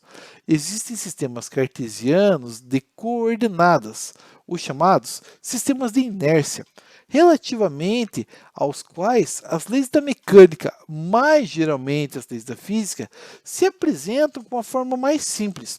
Podemos, assim, admitir a velocidade da seguinte proposição: se K é um sistema de inércia, qualquer outro sistema K' em movimento de translação uniforme relativamente a K é também um sistema de inércia. Tá, o que isso quer dizer? Muitas palavras, assim, muitas coisas de coordenadas, mas o que a gente vai ter como referência? Basicamente, se você está parado, você é um sistema de coordenada, você é uma referência, você pode ser a origem do sistema de coordenada. Se você está em movimento, você está se movimentando em relação a um sistema de coordenada. Tá? Vamos dizer assim, pessoal, você está agora na sua casa, que nem a gente teve um tempinho ali para ir no banheiro, dar uma corridinha na cozinha ali, e de repente vamos imaginar assim, você pega a porta do seu quarto como referência. Se você está parado, e a tua parede ele também está, então está tudo certo, então está de boas. Você está trabalhando com o sistema de referencial inercial, porque as mesmas leis da física que regem qualquer tipo de situação ali em relação à sua porta, está relacionado a você também. Você está no mesmo espaço, no mesmo ambiente. Então, assim, as mesmas leis da física são válidas para um, são válidas para o outro. Mas você abriu a porta, você foi até a cozinha tomar um café, pegar um copo d'água. No que você está voltando, poxa vida, você está em movimento e a porta está em repouso, beleza? As leis da física continuam valendo, beleza? Então, assim, elas não são variantes em relação a isso. Vamos para a próxima. Ali, ó. Segundo postulado, que diz ali, ó, a invariância da velocidade da luz. A luz tem velocidade invariante igual a c em relação a qualquer sistema de coordenada inercial. A velocidade da luz no vácuo é a mesma para todos os observadores em referenciais inerciais e não depende da velocidade da fonte que está emitindo a luz, tampouco do observador que está medindo. A luz não requer qualquer meio, como o éter, para se propagar. De fato, a existência do éter é mesmo contraditória com o conjunto de fatos e com as leis da mecânica. Gente, o que é isso aqui? Esses dias eu acabei trabalhando com vocês ali, a ideia de uma aula que foi trazendo essas referências ali, mas no meio desse contexto, o que era a ideia? Michelson, por exemplo, ali, foi uma das pessoas ali, juntamente com outro cientista ali, que não me recordo o nome agora, acabaram trabalhando com essa ideia ali para fazer detecção do éter que estava ocorrendo ali. Eles bolaram um experimento, gente, e nesse experimento ali, você pegava um raio de um laser, você quebrava ele em duas cores e você tinha um detector. Então, assim, ele chegava ao mesmo tempo nesse componente. Então, assim, se tivesse um meio diferente, ele ia retardar esse retorno, por exemplo, ali, desse feixe laser. E não foi o que aconteceu. Então, do jeito que pegou esse componente, foi e voltou. No que foi e voltou, então você já conseguia ter uma tendência do que estava acontecendo. Então, nessa temática, você consegue estar percebendo ali a ideia da evolução desses componentes ali. E nessa ideia, pessoal, nada foi detectado de anomalia, ou seja, não tinha o tal do éter. Foi aí que começou a ser descartado essa ideia que eu falei para vocês, que é um elefante branco. Alguns falam, sei lá, temática popular, procurar cabelo e ovo, chifre na cabeça de cavalo, enfim, seja a temática que você queira utilizar como referência, é o que foi válido nesse contexto. Então não tinha lógica, eles procuraram e não evidenciaram nada. Então, assim, vocês fazem método científico, pesquisam e não encontram, sinal que eles excluem aquela possibilidade, e foi excluída. Tá? Bom, o que a gente vai ter aqui, ó, começa as anomalias. Você viajar próximo à velocidade da luz, coisas esquisitas começam a rolar. Então, olha o que temos ali, ó, paradoxo dos gêmeos. O paradoxo dos gêmeos é uma forma simples de exemplificar a relatividade no tempo. Caso um homem faça uma velocidade pelo espaço em uma nave que consiga viajar na velocidade da luz, quando ele retornar, parecerá mais jovem do que seu irmão gêmeo que ficou na Terra. Se a velocidade da nave fosse de 80% da velocidade da luz e o tempo de viagem fosse de 4 anos, o tempo marcado pelo gêmeo que ficou na Terra seria de 10 anos. O tempo para o referencial parado sempre é maior do que para o referencial em movimento. Nesse caso, a diferença de idade entre os irmãos gêmeos seria de 6 anos. Então, olha que coisa estranha, é anomalia pura que a gente vai ter aqui, ó, para estar trabalhando. Lembrando, pessoal, que o que eu já expliquei para vocês em momentos anteriores, de certa forma, a natureza impôs a velocidade da luz como um limite cósmico. Então, assim, até hoje tentam romper a velocidade da luz, sabem que tem partículas como o fóton que já nasce na velocidade da luz e não conhece outra velocidade a não ser a própria velocidade da luz para estar se deslocando. E a partir dessa tendência, pessoal, o que a gente vai ter ali, ó? Elementos que a gente consegue estar vinculando como base e estruturação. Nessa ideia, nessa temática, o que a gente vai ter ali como embasamento? Então você tem assim a ideia dessas anomalias que começam a rolar. Então assim, o universo se comporta de maneira estranha. A luz é uma coisa estranha. Então assim, você consegue ter anomalias a partir disso. A primeira delas, paradoxo dos gêmeos. A segunda delas ali é contração do comprimento, que ele fala ali, ó, vamos supor que a figura acima, o corpo esteja em repouso, possuindo um comprimento L' em relação ao observador. Em um segundo momento, o corpo possui velocidade v em relação ao mesmo observador, na mesma direção que foi medido o comprimento inicial. Einstein afirmou que esse corpo apresentará um comprimento L, sendo o comprimento relativístico inferior ao comprimento original, mantendo constante o valor da altura h. Então, assim, você vai ter uma compressão horizontal. Então, é isso que a gente acaba tendo ali, pessoal. Eu até comentei com vocês, alguns dias atrás, a ideia do tamanho da Via Láctea sendo de 100 mil quilômetros de comprimento, e daí, de repente, você está numa borda e você quer pegar a pizza mais rápida do universo que está na outra extremidade. Nesse caso, o que aconteceria ali? Você estaria trabalhando de maneira com que você acabe tendo ali essa referência de movimentação, e por intermédio dessa referência de movimentação, o tempo passaria de maneira mais vagarosa e você encurtaria o espaço, seria mais rápido para você estar chegando e pegar essa pizza ali. Mas daqui a pouquinho eu vou falar o que possivelmente poderia ocorrer se a gente conseguisse estar trabalhando talvez com uma velocidade superior à velocidade da luz. Então aqui, ó, vamos analisar ali, ó, pessoal. Bom, dá para falar agora, antes aqui, então, da gente começar a fazer exercícios. Algumas estimativas científicas apresentam e abordam elementos que, assim, a viagem no tempo ela é permitida, você viaja diariamente para o futuro, mas não existem formas ainda de você retroceder para o passado. Ninguém conseguiu voltar no tempo, então pelo menos não tem indícios científicos disso. Literaturas apontam isso, filmes apontam isso, mas assim, uma evidência física não tem. Da mesma forma que você começa a estar trabalhando com alguns elementos e você não tem necessariamente uma predisposição científica para que você consiga justificar. Teoria sim, gente, existe. E aí você pode se basear em cima de teorias para fazer assim a produção de um livro, a produção de um filme. Então assim, nada acaba sendo ali exclusiva exclusiva não, é excludente nesse componente. Então você consegue estar trabalhando com essa composição de maneira que filmes e literatura trabalham muito com essa situação. Então você tem lá o Guia do Mochileiro das Galáxias, você tem Star Wars, você tem os Vingadores que acabou aparecendo, então diversos componentes acabam abordando essas situações ali. Mas em um contexto de maneira generalizada, o que acontece? Você tem uma restrição natural, e essa restrição pode sim ser a velocidade da luz. Eu comentei com vocês que existe uma teoria que fala ali que se você estiver acima da velocidade da luz, o retorno no tempo poderia ser possível. Então, assim, e quem sabe você pudesse retornar e ver seus antepassados. Mas agora vamos ver ali que tipo de bagunça isso poderia ocorrer. Vamos imaginar que numa dessas situações, eu até acho que dei esse exemplo em sala de aula, que de repente vamos dizer que você volta no passado, você encontra o seu bisavô ou sua bisavó, e de uma certa forma essa pessoa acaba morrendo, e assim, que teria, por exemplo, seus avós, que teria seus pais, que teriam você. Então, assim, o que acontece com você na história? Você vai desaparecer? Será que não tem uma linha temporal qual você exista? Então, assim, o que acontece? Você começa a ter certas variações no fluxo. Então, assim, essas variações podem estar remontando uma coisa que a gente pode chamar de multiverso.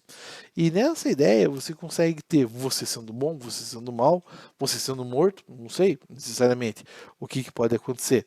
Ou você não tenha nascido ainda, não sei, são muitas variantes que a gente tem no meio do caminho. Então você consegue estar fazendo alguns descritores malucos ali.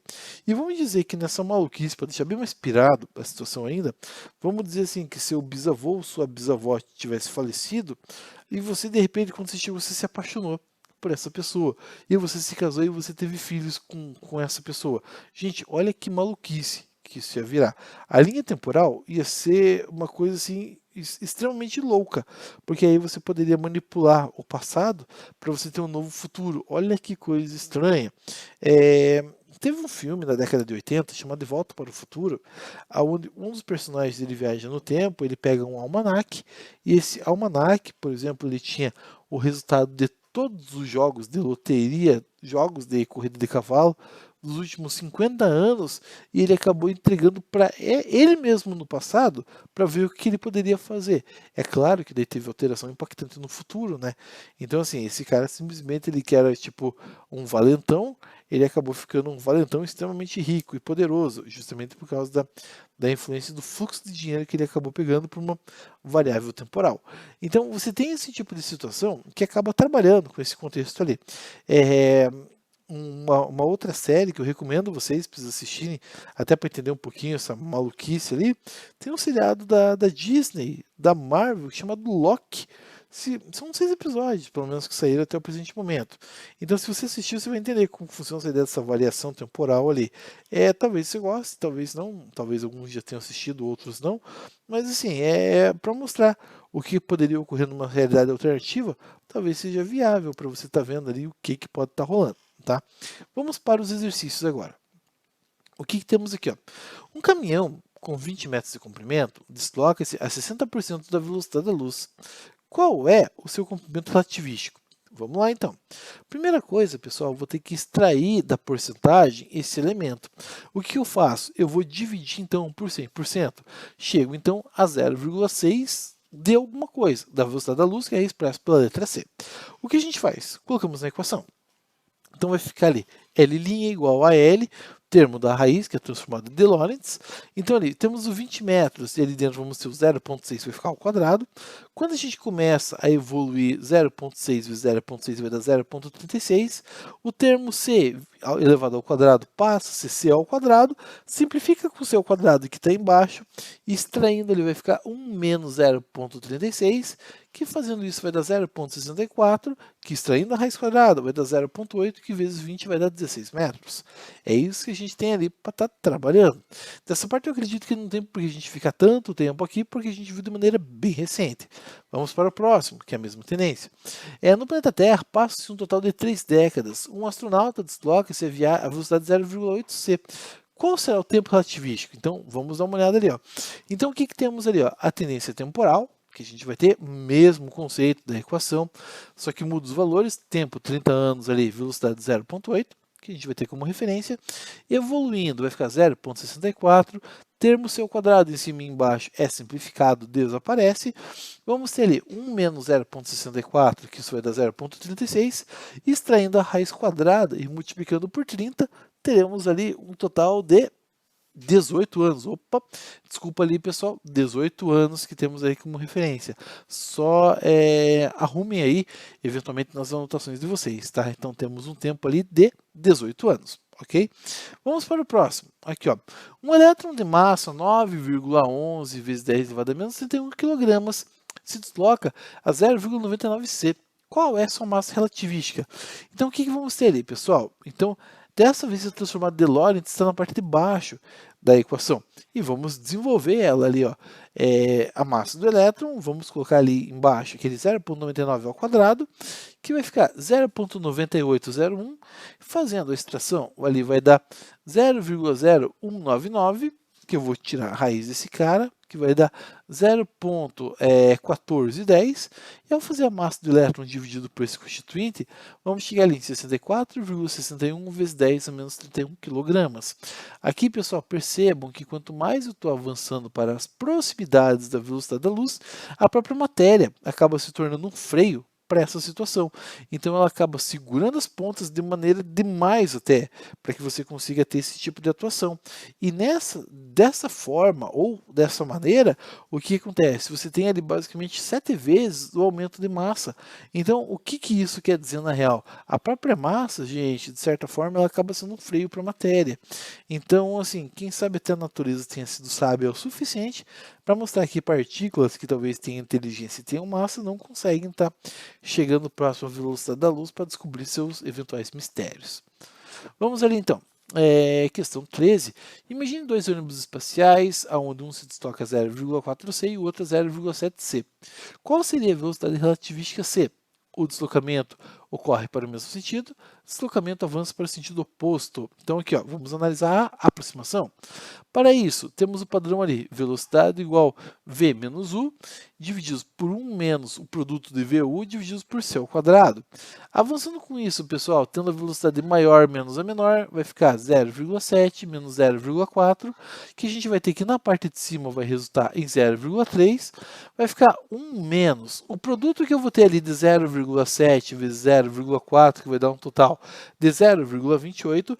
Percebam mais uma vez, pessoal, que a gente vai ter a determinação do termo C, que acontece ali, C vezes C resulta em C ao quadrado, que vai ser simplificado naturalmente na equação.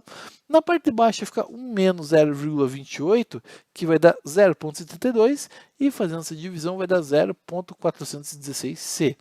Percebam, gente, uma coisa ali, nunca, nunca, nunca, nunca, nunca, e na dúvida, nunca, o teu numerador tem que ser maior do que o teu denominador.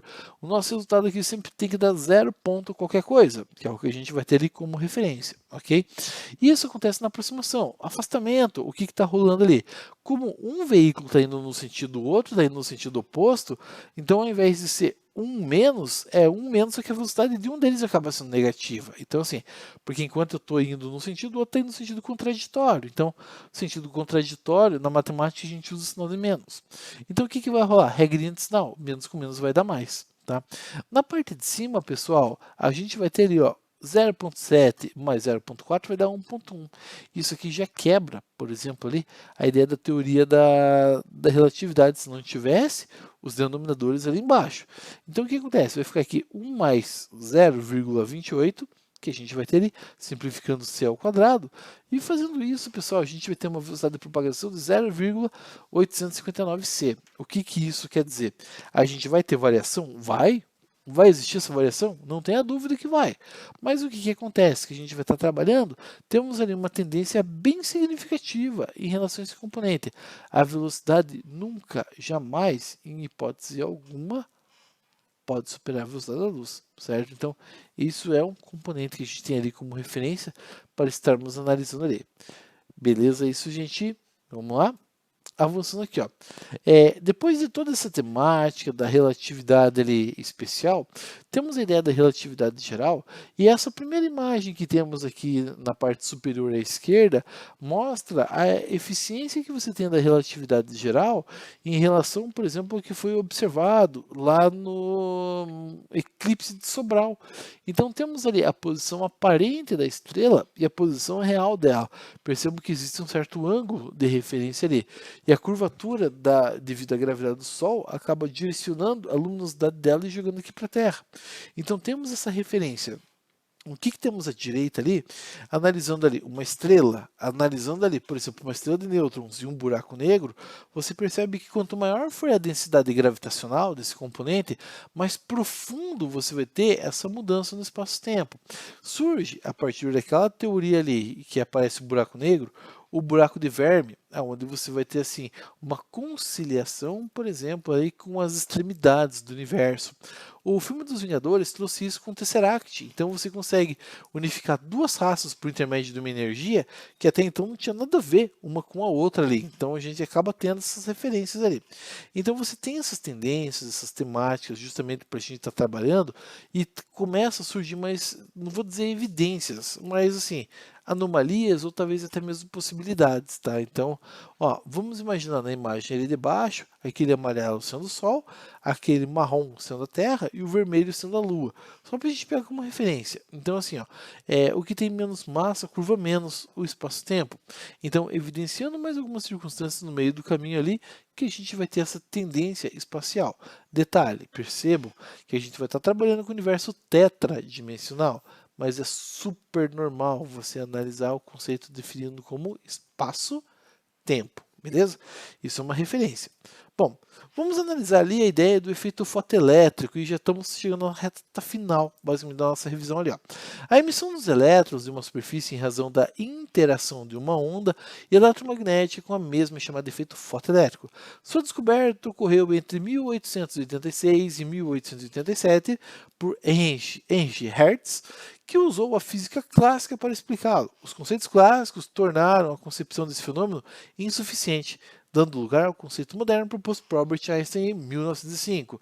Então, o que vamos ter ali, pessoal? A energia que você tem para produzir o efeito fotoelétrico, ela depende de H, que é a constante de Planck, temos ali o F, que é a frequência de deslocamento dessa onda, e aquela bolinha cortada na vertical é a função trabalho. Essa função trabalho ela pode ser representada por essa letra grega ou pode ser representada por W, work. Então, assim, tanto faz, uma ou outra. Mas o que isso quer dizer? Se a gente for analisar a imagem à direita, conforme você vai ter uma interação da radiação incidente, então assim, batendo com muita precisão na frequência, você consegue estar arrancando elétrons dessa estruturação. Se você arranca elétrons dessa estruturação, você consegue canalizar ou tubular eles, vamos dizer assim, para fazer um certo direcionamento. Direcionamento esse que você consegue fazer para fazer então a produção de eletricidade. Então surge assim o conceito de eletricidade solar. Ó, foto é luz, elétrico é eletricidade. Então assim, eletricidade solar, então temos hoje ali a energia solar como referência e até a gente pode chamar de energia fotoelétrica justamente por causa desse tipo de efeito. Tá? Vamos pegar aqui algumas questõezinhas ali. Ó. No final do século XIX e início do século XX, a física se defrontou com vários problemas que não podiam ser explicados com as teorias e modelos aceitos até o período. Um desses problemas consistia em explicar corretamente o fenômeno do efeito fotoelétrico. Sobre esse efeito, considere as seguintes afirmativas. A primeira delas ali, ó. Esse efeito foi observado primeiramente por Heinrich Hertz e sua explicação correta foi publicada em 1905 por Niels Bohr. Galera, tudo certinho, mas quem publicou foi Albert Einstein, furada a primeira. Então, assim, onde aparece o número 1, furou, letra A e letra D vão embora. Segundo, a explicação correta desse efeito utilizou uma ideia de Max Planck de que a luz incidente não poderia ter energia com um valor qualquer, mas sim uma energia dada por múltiplos inteiros de uma porção elementar. Galera, perfect, o nome disso é quanta, que a gente vai ter ali, que vem de quantum, que é a quantidade de fótons que a gente vai ter, perfeito, a 2 certinha. Se a 2 está certinha, a letra C vai embora agora. Vamos ali, agora a gente acerta ou erra. Segundo o modelo proposto, cada fóton, ao colidir com um elétron, transfere uma quantidade de energia proporcional à sua velocidade. Não transfere, pessoal, não é velocidade, é frequência que ele vai estar trabalhando. Então a 3 está errada e a única correta é a número 2, ocasionando então letra B, certo? Vamos avançar aqui, ó, mais uma.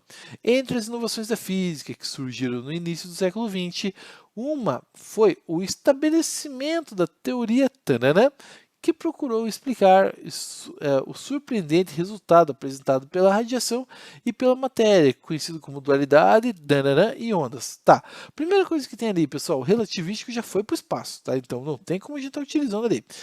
Atomística também já era, que a gente vai ter lá. Então a gente fica com a ideia quântica e a gente vai estar trabalhando ali com partícula. Olha o que fala ali, ó. Assim, então vamos ler novamente ali, ó. Entre as inovações da física que surgiram no século XX, uma foi o estabelecimento da teoria quântica, que procurou explicar o surpreendente resultado apresentado pela radiação e pela matéria, conhecido como dualidade partícula e onda. Assim, quando se faz um feixe de elétrons passar por uma fenda de largura micrométrica, o efeito observado é o comprimento ondulatório da matéria, e quando fazemos um feixe de luz incidir sobre uma placa metálica, o efeito observado pode ser explicado corretamente, considerando a luz como um feixe de partículas. E para isso, então, temos ali a letra C, que nos dá um embasamento bem mais adequado dentro dessa questão. Ok? Vamos para a próxima. Aqui, ó. Determine a frequência mínima de corte cuja função trabalho seja 2,5 eletronvolts. Galera, aqui a gente vai falar eletronvolts, porque a gente está trabalhando com movimentação de elétrons, certo? E voltagem a partir deles, por isso, eletronvolt. Então, como que vai ficar ali, ó? Temos ali a ideia da constante de Planck, para estarmos trabalhando, certo? Ele vale ali 4 vezes 10 a menos 15 eletronvolts. Vamos tocar o barco aqui dentro da nossa situação. Então temos ali a energia é igual a HF menos W, por isso que eu falei que pode aparecer como W ali, função trabalho. Se eu tenho que a energia mínima de corte, eu vou estar produzindo eletricidade a partir do zero, então minha energia inicialmente é zero. Então o que a gente faz? A função trabalho é igual ao produto que a gente vai ter da constante de Planck vezes a frequência. Se eu quero saber a frequência, eu isolo ela. A minha constante de Planck está multiplicando, passa dividindo.